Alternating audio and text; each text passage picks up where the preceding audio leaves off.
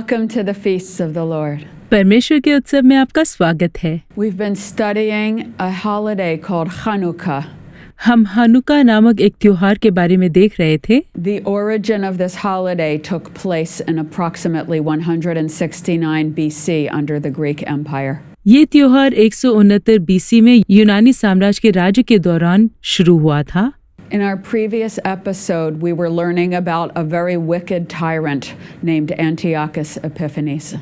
पिछले पाठ में हमने बहुत ही दुष्ट सम्राट के बारे में सीखा था जिसका नाम है Antiochus एपिफेनीस। We saw that the Greek Jews really loved him and bribed him for positions of power in his government.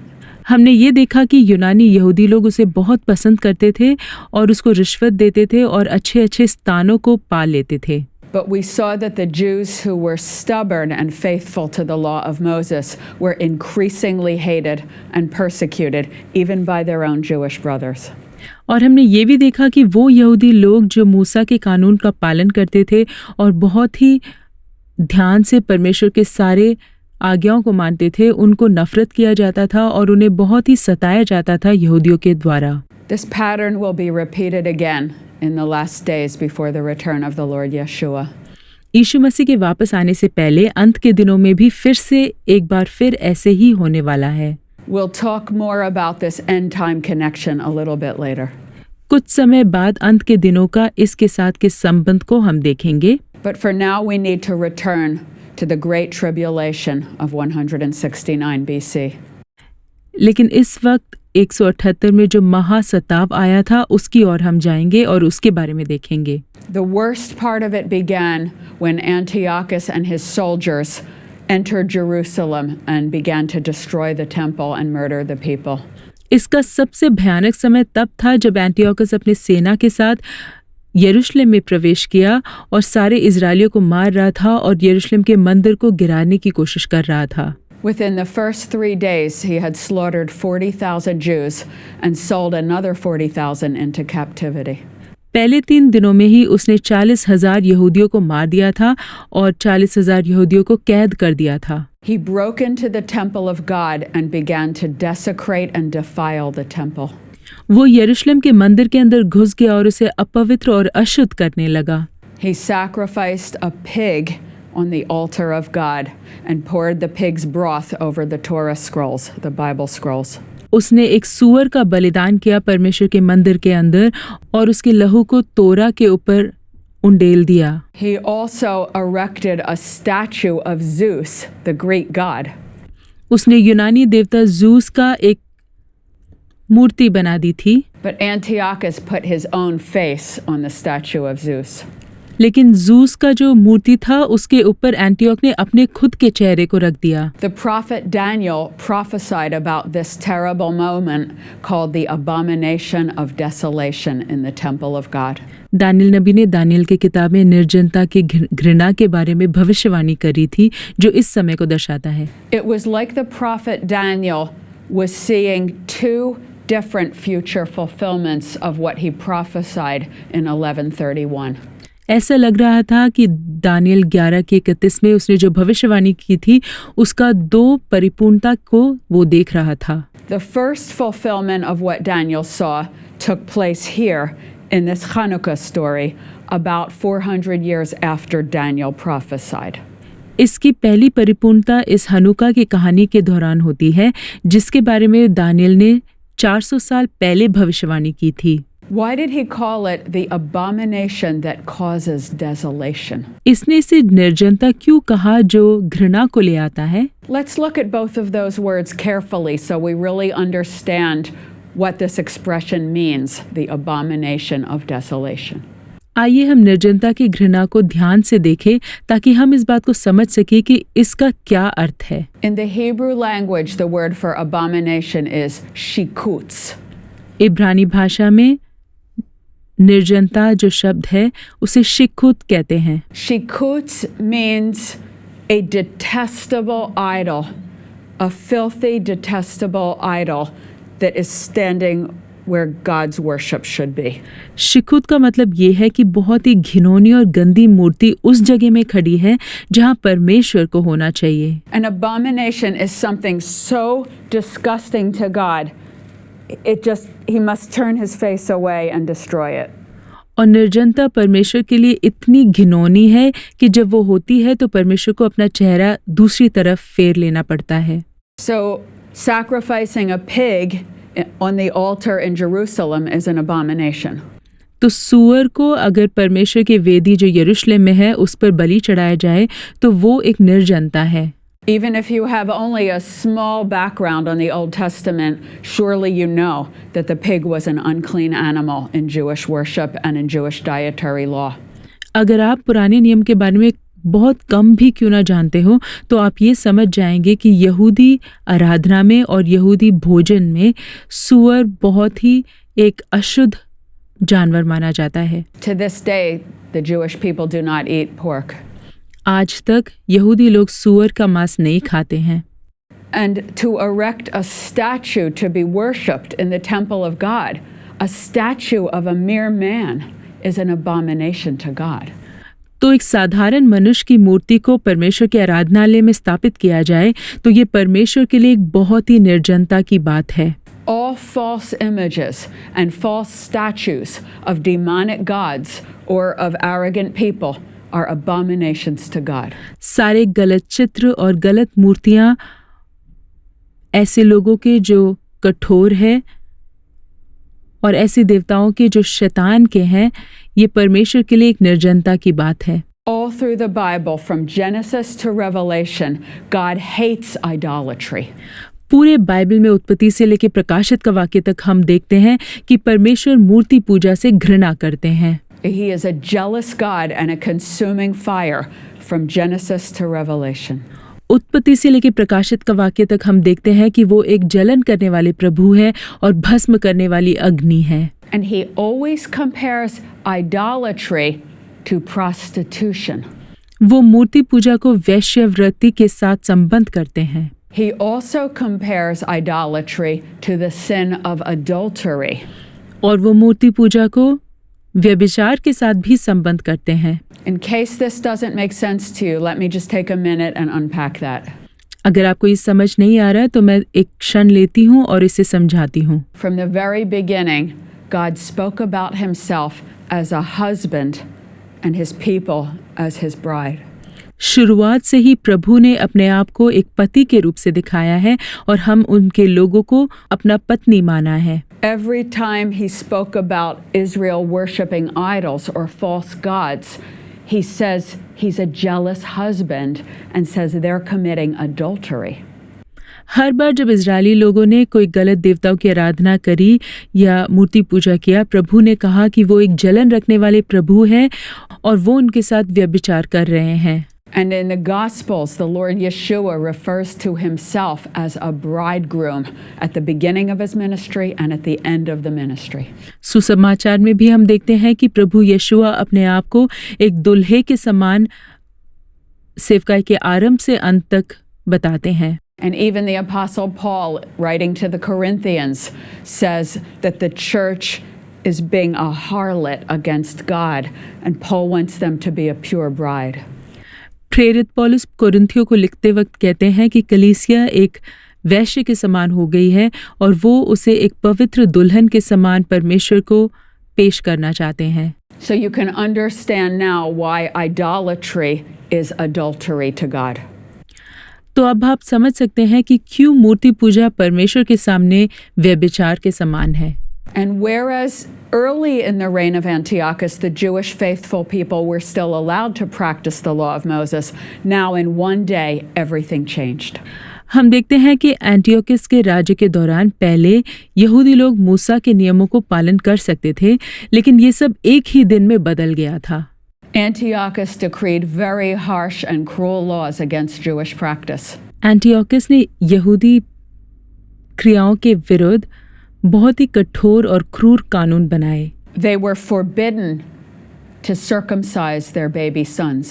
उनके बेटों को खतना करना मना किया गया। They were forbidden to keep the dietary laws of Moses. उन्हें मूसा का भोजन के कानून को पालन करने से भी रोका गया था। They were forbidden to observe the Sabbath day. सबत के दिन को मानने से भी रोका गया था। The police went from house to house searching for any family where the mother was circumcising her baby on the 8th day. Police घर घर जाके ये देखती है कि कोई माँ अपने बेटे को 8वें दिन में खतना कर रही है या नहीं।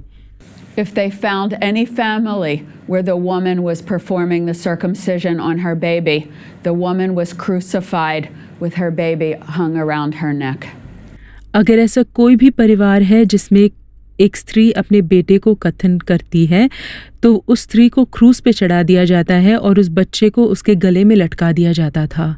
The police or the soldiers went house to house forcing the people to eat pork.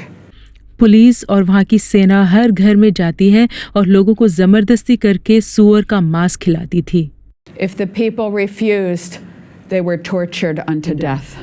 अगर लोगों ने मना किया तो मृत्यु तक उन पर अत्याचार किया जाता था। If they found anyone reading the Torah or observing the Sabbath, they were arrested and tortured unto death. अगर किसी को तोरा पढ़ते हुए या सबत के दिन को मानते हुए देखा गया तो उनको कैद किया जाता था और मृत्यु तक अत्याचार उन पर किया जाता था। Their bodies were torn apart in inhuman ways and they were boiled in cauldrons of oil. उनके शरीर को बहुत ही बुरी तरीके से फाड़ दिया जाता था और उन्हें तेल में उबाला जाता था। And the historical books called the Maccabees records many cases of brave martyrs going to their death.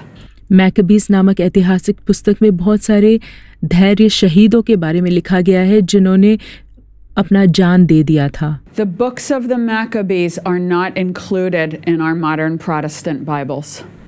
हमारे बाइबल में मैकबीस के पुस्तक को नहीं जोड़ा गया है। However, they are an accurate history of that 400-year period between Malachi and the first book in the New Testament. लेकिन वो उन 400 साल के बारे में बिल्कुल सही ऐतिहासिक घटनाओं को बताते हैं जो मलाकी की किताब से नए नियम के पहले पुस्तक तक घटी थी। The original King James Bible included the books of the Maccabees, but later they were taken out in the 1800s. सबसे पहले किंग जेम्स बाइबल में मैकबीस की पुस्तक को भी शामिल किया गया था लेकिन बाद में उसे निकाल दिया गया था। And we will see in a few minutes that the New Testament documents that these events really happened.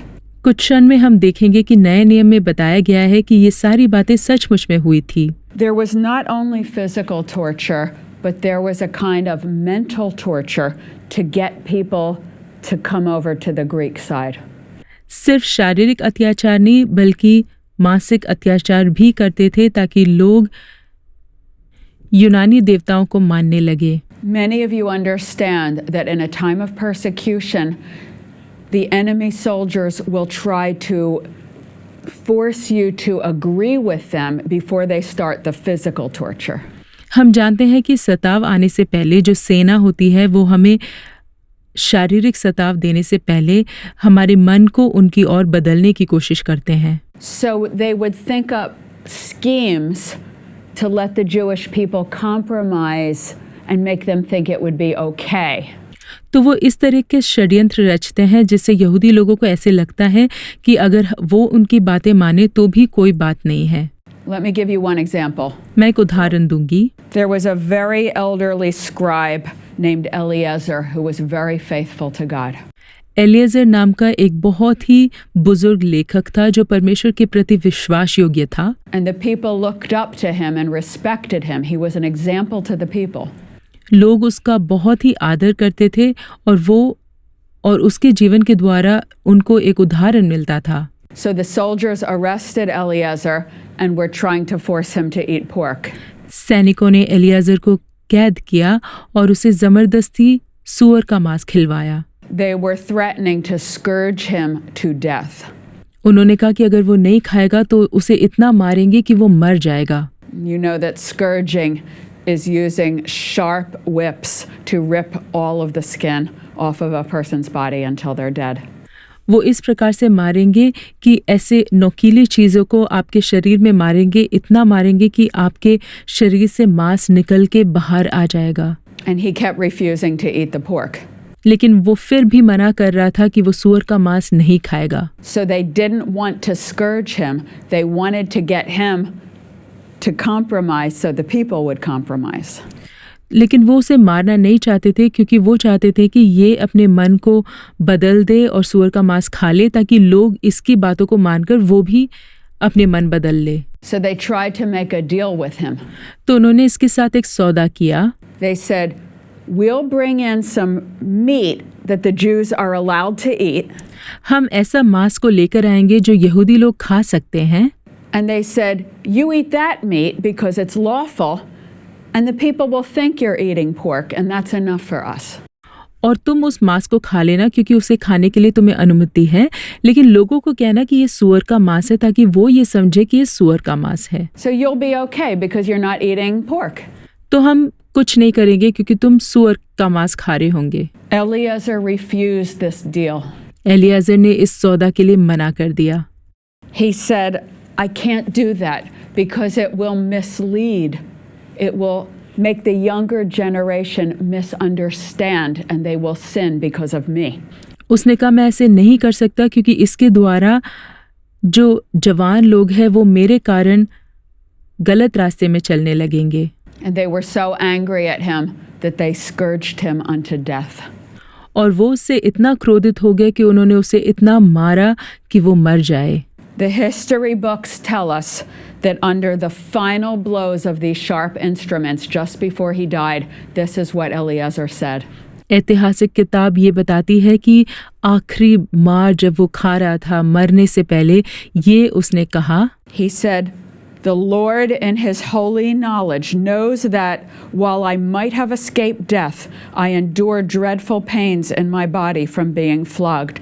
But in my heart, I am glad to suffer this because I fear God." उसने कहा कि प्रभु अपने पवित्र ज्ञान से इस बात को जानते हैं कि मैं मृत्यु से तो बच गया, लेकिन मेरे शरीर में बहुत ज़्यादा दर्द हुआ इस मार के कारण, लेकिन मेरा हृदय आनंद से भरा हुआ है क्योंकि मैं परमेश्वर के लिए तकलीफ उठाई क्योंकि मैं परमेश्वर का भय मानता हूँ। In one other terrible case of martyrdom, they forced a mother whose name was Hannah to watch her 7 sons be tortured one after another. इस प्रकार के एक और घटना में दिखाया जाता है कि एक स्त्री अपने 7 बच्चों को शहीद होते हुए देखती है। Starting with the oldest down to the youngest of the 7 sons, one at a time, they tortured each one to death, and all of them stood strong for God while their mother was watching. सबसे बड़े से लेकर छोटे तक सबको एक एक करके सताया गया तब तक जब तक वो मर ना जाए, लेकिन सभी परमेश्वर के लिए बहुत ही सामर्थी रूप से खड़े रहे और उनकी माँ के आंखों के सामने एक एक करके 7 बेटे मर गए। Then they threatened her, but she too would not deny her God. उसके बाद वो उसे डराने लगे, लेकिन उसने भी अपने परमेश्वर को नहीं छोड़ा। And so she was martyred in a most inhuman and despicable demonic way. और उसे बहुत ही कठोर, क्रूर और शैतानी तरीके से मार दिया गया। In the book of Hebrews in the New Testament, we read about these martyrs in Hebrew 11 verse 35. इब्रानियों की किताब जो नए नियम में है, हम इन शहीदों के बारे में पढ़ते हैं। इब्रानियों 11 उसका 35 में। Others were tortured and refused to be released so that they may obtain a better resurrection. दूसरों को सताया गया और उन्हें छोड़ा नहीं गया ताकि उन्हें एक अच्छा पुनरुत्थान मिल सके। Before we move on to our next episode, I want us to think about how we would hold up under a time of terrible, cruel tribulation. अगले पार्ट में जाने से पहले मैं चाहती हूँ कि हम सब सोचें कि अगर हमें इस प्रकार के कठोर और क्रूर सताव से होकर जाना होगा तो हम किस प्रकार रहेंगे। In our next episode, we will see the victory that the Jewish people finally won over this cruel antichrist kind of person. अगले पार्ट में हम देखेंगे कि यहूदी लोग किस प्रकार से जय प्राप्त करते हैं इस कठोर अंतिक्रिस्त जैसे इंसान के हाथों से। And until then, may the Lord bless you.